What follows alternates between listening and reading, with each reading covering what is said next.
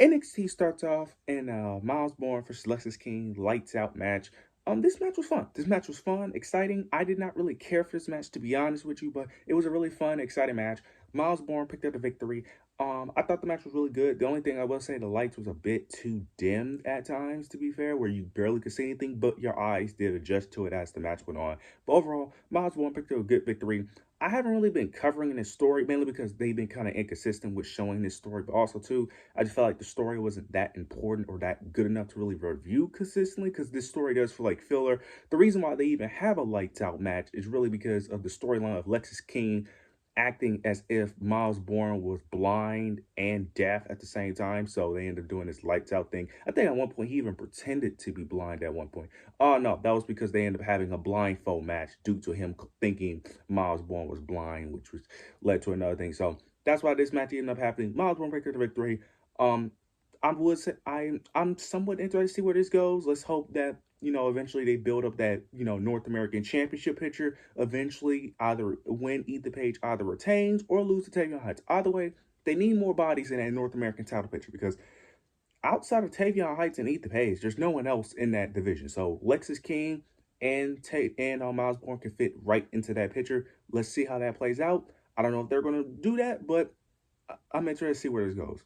Afterwards, we do end up getting an Ethan Page promo, and I was very frustrated at first with this promo because he was basically just talking about Worlds Collide, and he was feuding with some luchador. I forgot his name, but he ends up calling out the luchador in the crowd that was watching his match. That was watching him. Ends up mentioning how he cost them the AAA championship. He calls him out in the ring, demands a match. The match ends very quickly with Ethan Page tapping out, and I was very frustrated because I'm like, why are we building up a Worlds Collide feud when NXT No Mercy is this Saturday? But then it ends up being revealed that it was Tavion Heights that was under the luchador mask, and that he was the one that tapped out Ether Page, which I thought was great. I thought that was a great way to build towards the feud because they don't really need to do anything else with this feud, especially with that whole fiasco with Chelsea Green and Tyra May still. Like, they already built up this feud enough where they didn't really need a promo segment back. Like, this was great. I liked it. This was very funny, very unique. And it even got me because I was like, bro, why are we doing this? It's like, Worlds Collide already passed. Like, why are we building towards a feud that means nothing? But this is very entertaining.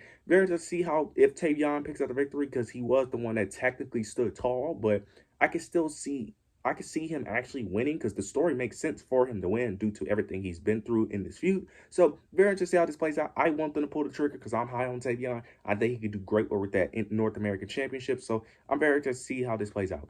Afterwards, we end up getting the final matchup of the speed tournament between Laney Reed, Candice LeRae. Laney Reed picked up the victory in a really good match. They've been now. She's going to be facing Soroka at No Mercy for the Speed Championship, which can be very interesting because later in the show they end up teasing a potential kicking out Jasmine Nix because later in the show they end up showing a moment where Jasmine Nix gets attacked. And Fallon Henley and JC Jane just looked at her and just left her there. They was just they just looked at her like they just didn't care for her. They was just like, and then Fallon Henley suggests that it could have been potentially somebody. The only person that makes sense is Laney Reed because they've been teasing these segments with Laney Reed and JC Jane constantly. Laney Reed constantly praising JC Jane, and then on tonight's show, JC Jane praised Laney Reed. So I really think that's the story angle they're going, and I've been saying this for a minute now. Replace Laney Reed with replace Jasmine Nix with Laney Reed. I've been saying this for a while. She's the perfect replacement in that faction. Laney fits that group perfectly. She is a natural heel.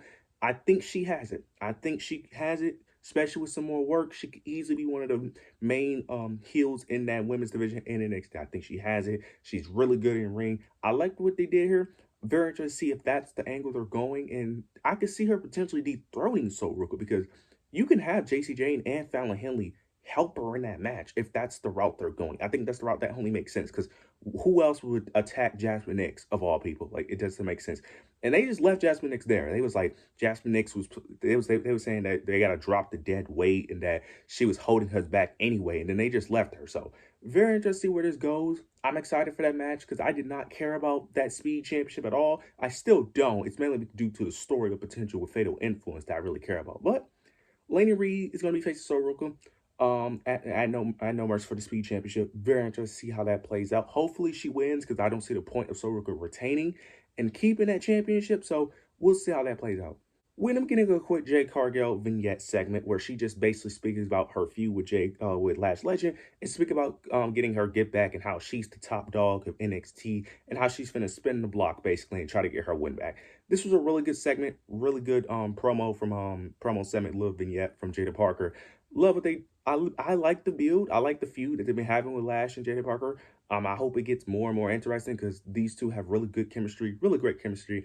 Um, I hope that we get more promos between the two because they have took a break from this feud mainly due to the whole NXT Homecoming that kind of ruined the build from No Mercy because it took like a 2 week break from really any major storylines for NXT No Mercy due to the NXT Homecoming show.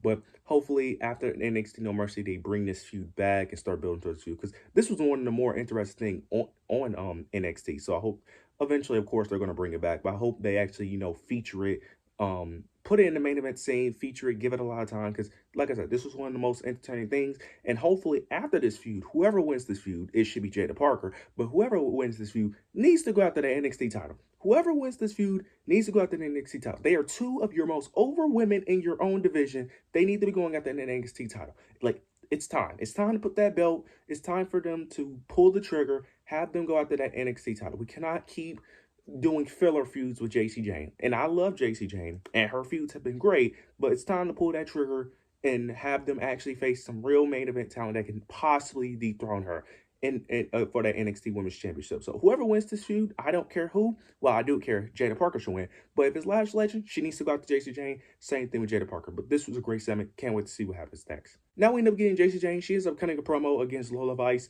It starts out with her basically ends up just mocking Lola Vice. She ends up mentioning Lola Vice constantly shaking her ass, mentions Lola Vice come up story, but ends up mentioning that she's the real underdog in this match, ends up mentioning her background, mentioning a few years ago that she was a nobody, all the things that fans told her, like transitional champion, most beatable champion.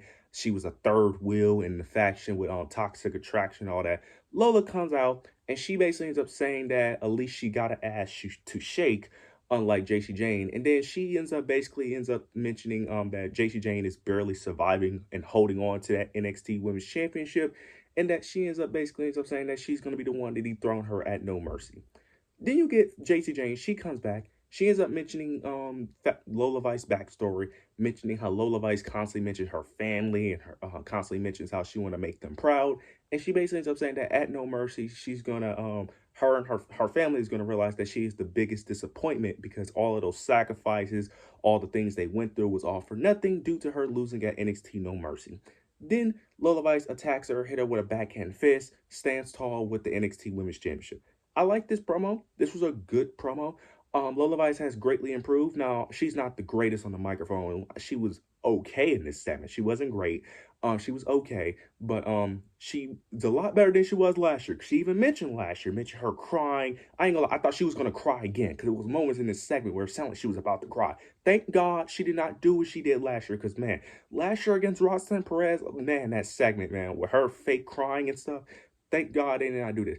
Because, like I said, I still think she's a heel by heart. I just don't buy her as a babyface. But this was overall solid segment. JC Jane was great. Her promo skill was amazing in this segment. Now, I was a little skeptical of this because I really thought that this was telling me that Lola was going to win. But due to the ending of Lola Vice standing tall, it gives me a little bit more confidence that she's not. Because Lola Vice, I like her. She's not ready. I'm sorry, she's not. She's not ready for the NXT Women's Championship. North American Championship, we could start having that conversation. But no, there are many women I can name on that NXT roster who is more ready than Lola Vice currently in terms of NXT Women's Championship. And I like Lola Vice. She has improved greatly.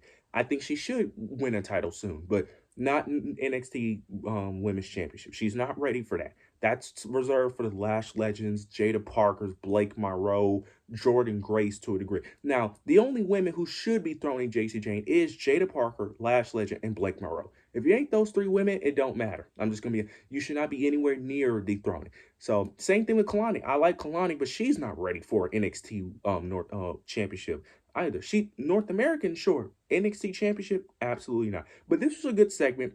a lot better than I thought it was going to be, to be honest with you. Very interested to see how that match plays out at NXT No Mercy. We end up getting Dark State. We end up getting a six-man tag match between Dark State, Joe Hendry, and Chase U. I'm not gonna really go that in depth on it. Dark State wins. They've been doing this weird thing where they keep saying Joe Hendry's name. He appears.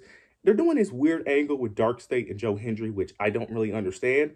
Now to be fair, they don't really have anything else to do outside of maybe Joe Hendry or Hank and Tank because the tag team division is dead, and the tag team division is dead at NXT. So they really don't have no one to really face.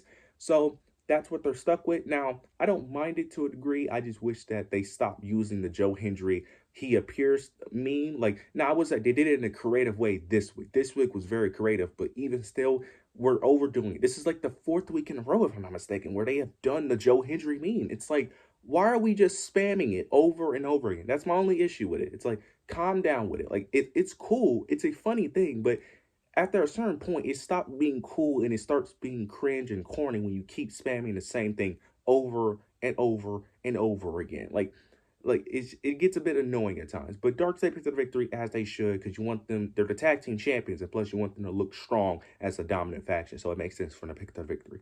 Then we get the main event: Trick Williams versus Obafemi. Title for this title, I was about to say North American title. You get the TNA Championship versus, of course, the NXT Men's World Championship. This match ended up in a disqualification, as I expected, with Mike Santana being on commentary. Trick Williams attacked him. Mike Santana attacks back, and then throughout the show, they kept building this thing where all NXT talent were backstage, walking around the arena. Robert Stone and Stevie Turner was wondering why all these TNA talent is there, because Ava wasn't on the show. So we ended up getting all of them. They ended up all watching the match, and then it leads to a brawl between Trick Williams and Mike Santana, and then all the TNA talent comes in the ring, and NXT talent come in the ring, and they all brawl. And then it also ends with Ricky Saints ends up going towards the NXT Championship. It looks like he was about to take it, but Oba ends up stopping him and ends up taking his championship. Now, it was a weird moment where Ricky Saints ended up looking like he was like thrusting the NXT Championship, because it was like on like some type of like stool, and it looked very weird. But I think he was just giving Oba a signal, because once he did the little thrust, for whatever reason, Oba ended up grabbing the title. So I think he was giving him a signal, but it looked very strange. So this is looking like a potential invasion storyline with TNA and NXT, which I'm actually excited about. I think that can actually work, and I like this. I like the idea of an invasion storyline. This is the only thing it could lead to, because last week we ended up getting a segment where William Regal ended up talking about war games. I don't know if this is going to lead to a war games match, but it makes sense due to NXT talent going over to TNA, taking their championships. It makes sense from a storyline perspective. Just interested to see who's going to be in there, especially if it's going to be men and women, or is it just going to be men? That's the main thing I'm very interested in. But this invasion storyline, it has great potential. I think it could be booked very properly. I think it has a lot of potential, and I'm very interested to see who's the TNA talent that's going to be involved. Also, I completely forgot, we ended up getting Jordynne Grace versus Ariana Grace. This match ended up being very forced, if I'm being honest. This was set up due to Ariana Grace mentioned a couple things due to last week, where she was mentioning how her and Jordynne Grace are not related, and that she would be afraid to face Jordynne Grace. For whatever reason, Jordynne Grace took that as an insult for whatever reason. This match was incredibly forced, but to be fair, I'm not gonna really complain about it, because if Ariana Grace is on TV and getting TV time, I can't complain, because I think she's very underutilized, very underrated. And if she's on TV, I'm a happy man. So Jordynne Grace, of course, wins. Then you get Blake Moreau. She comes out, attacks Jordynne Grace. They brawl, and it's going to be a cage match with weapons, which I don't understand why they just didn't call it a cage match, because Robert Stone and Stevie Turner were struggling to figure out what they wanted to do, because at first they called it a weapons match, which was very weird. Just call it a no DQ. And then Robert Stone ended up saying it's going to be a cage match with weapons, which was also weird. Just call it a cage match. I don't know what they was doing. We need Ava back as GM, because people to complain about Ava being GM, think she's terrible. I don't, but Ava needs to be back, because them two, absolutely not. They need to stay in the sidekick role that they was doing before, because I don't know what they was doing there. But interesting to see how this plays out. I'm glad that Blake Moreau is not a pussy anymore, and that she's actually just being aggressive, and she's not being afraid, because that was very annoying, her running away every single time. Overall, this was a great show. Love this overall show. Hype for NXT No Mercy. You guys let me know your overall thoughts, opinions down below. Make sure to like, comment, subscribe. But yeah, that's it.